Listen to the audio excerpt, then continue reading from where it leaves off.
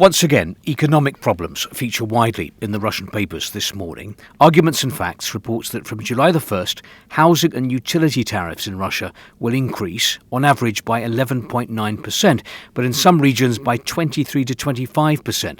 This increase will be painful for many families. A former Russian Prime Minister, Sergei Stepashin, talks about his sister in St. Petersburg. Her monthly pension is 22,000 rubles. That's about $280. But the bills for her apartment come to 18,000 rubles a month. For a little two-room apartment, if I didn't help her out, I don't know how she'd survive. The paper also reports what senior Russian officials were saying about the economy at last week's St. Petersburg International Economic Forum. Central Bank Chair Elvira Nabiullina warned that many of the resources which had allowed Russia's economy to grow quite well in the last 2 years have now been exhausted.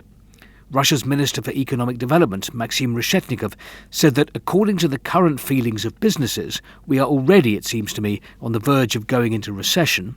Sberbank CEO German Gref warned of a perfect storm. This relates to the high central bank interest rate and the Russian economy falling behind developed countries in terms of productivity. The paper, though, chooses an optimistic headline, sort of.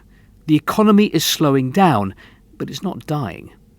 Just to point out, the Russian central bank did recently lower its key rate slightly from 21% to 20%, but it's still very high.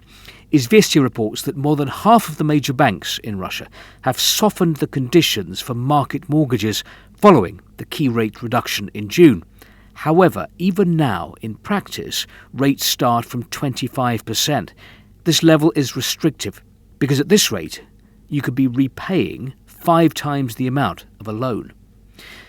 Do you remember earlier this week the Russian papers were wondering whether the conflict in the Middle East would hike global oil prices to $200 a barrel? A very different question posed today in the Russian government paper Rossiyskaya Gazeta.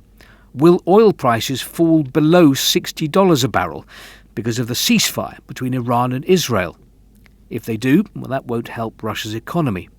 Meanwhile, in other news, films that discredit traditional values will be denied distribution licenses. The big screen to be covered by a filter. Movies that discredit or reject traditional Russian moral spiritual values will not receive distribution licenses, according to a draft law which has passed its first reading in the Duma. And, according to Komsomolskaya Pravda, Vladimir Putin has signed a law authorizing the creation of a national messaging app. Work will be completed before the end of the year.